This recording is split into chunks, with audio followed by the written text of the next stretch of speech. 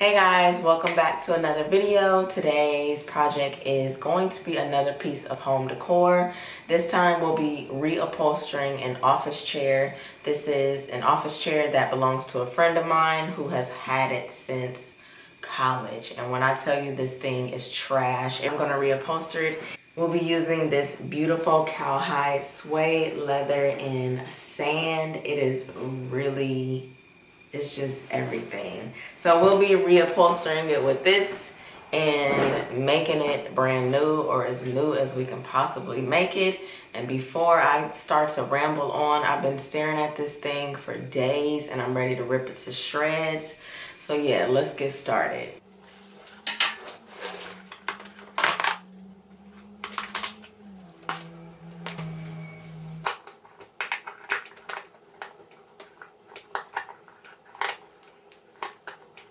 So we have our screws loosened up. I just took the back off, and of course all we're gonna do is just rip off this nasty little piece of fabric and measure that out according to the leather, and we'll do the same for this. Measure our leather pieces out according to the piece. I'm really not a fan of black, so I'm thinking of, since we are going with a lighter leather, I'm thinking of spray painting this and these legs. Since they are plastic, I can easily just spray paint over that. But for now, we're gonna go ahead and tear it down and then put it back together.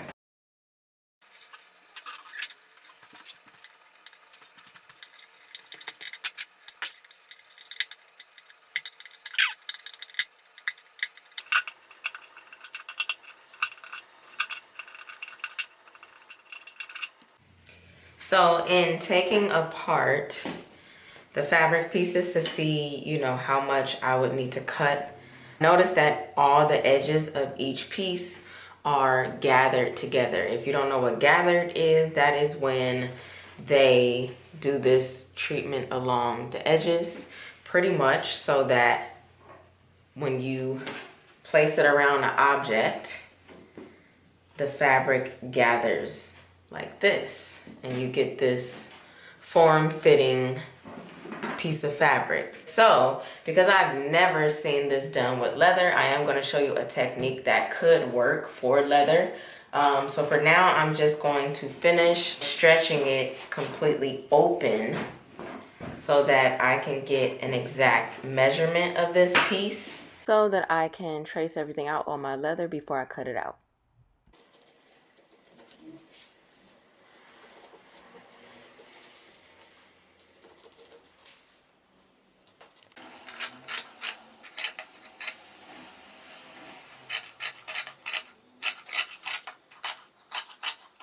All right, moving on to the next step. Now that we have all of our leather pieces cut, we can start working on gathering the edges of our leather ends.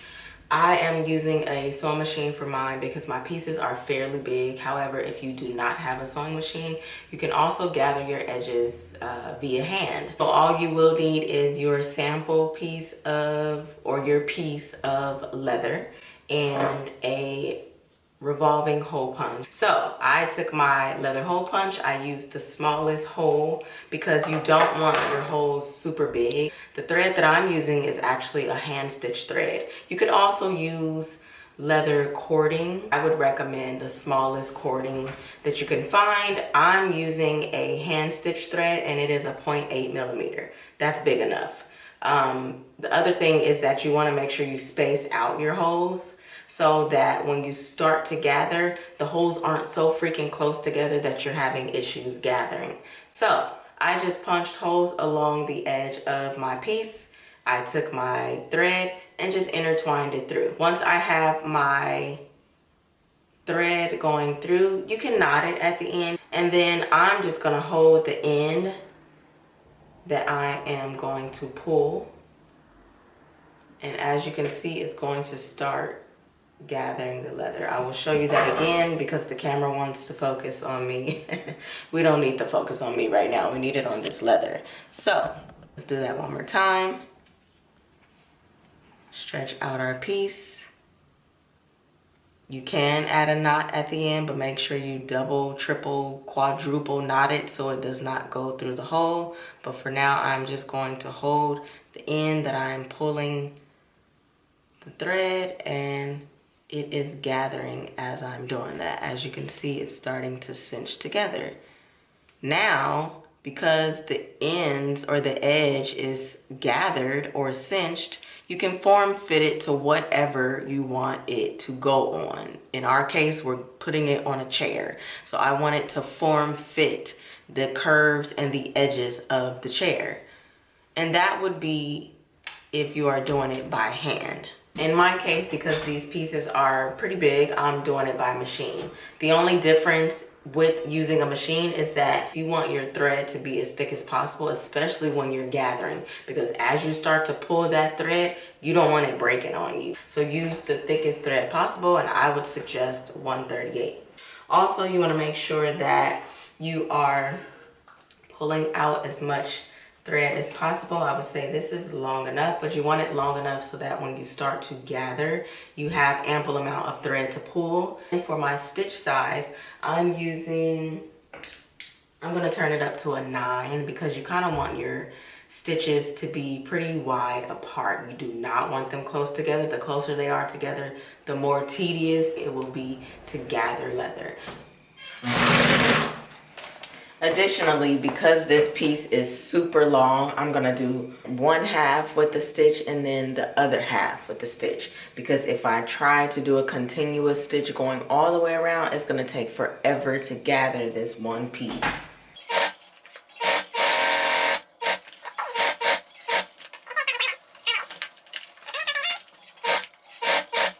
So I do have markings at my half point, so I'm gonna stop right here. And then I'm going to pull that thread out. So this will be one half of my leather fabric, and then I'm gonna do the other half. And as you can see, you kind of want this little puckering because it'll help you gather the leather. So that's one end. This long, cut that off. So I'm leaving this piece super long. So we have ample amount of thread to gather our piece, and we're gonna do that next. You wanna hold one thread and pull the other thread. And what you'll probably have to do, because the leather is so thick, and it's not just gonna scoot on its own or gather on its own as it would if it was a really thin piece of fabric. You'll just have to scoop the leather along.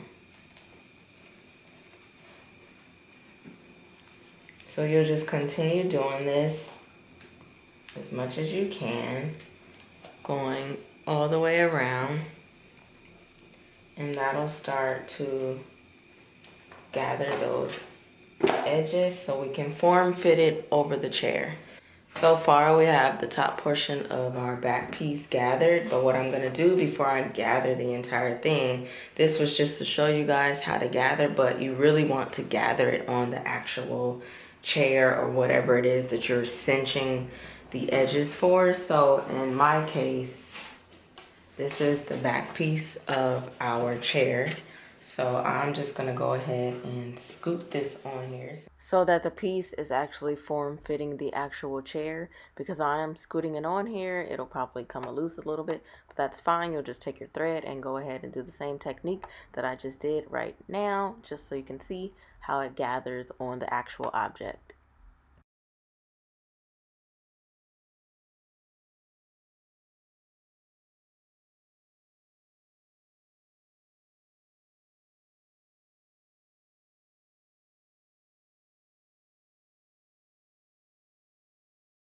For this particular chair, I actually didn't want to do the gathering technique, but it is something that I wanted to show you just in case you've never seen it done with leather. For now, I'm going to move forward with doing my reupholstering how I normally would do. I'm also on a time crunch, so I wanted to make sure this was as fast and effective as possible. So I'm going through with my trusty heavy-duty staple gun to make sure that this leather is on here tight and secure. From here, I'm just going to spray paint the legs of this chair because that black was unnecessary. It just wasn't cute. It really needs to coordinate with the leather, so we're just going to spray paint this white. and then we'll finish up the rest of the chair. And this is how the bottom portion looks after everything is nice and dry. I think it looks much better than the black, and it'll coordinate with the tan leather perfectly. As you can see, I spray painted everything except for that middle metal section just because I still wanted it to have that appearance of an office chair. So I left that element, and this is the final look of our suede leather office chair. And instead of just leaving it, you know, this basic suede color, I wanted to coordinate a little bit with the bottom of the legs by adding this piping design to the edge of the back of the chair, and I really love the way that it came out. So that wraps up this project. If you have one of these office chairs, trust me, reupholstering it is not as daunting as it looks. It's super easy. Give it a try, give your chair a makeover, and I'll catch you on the next one.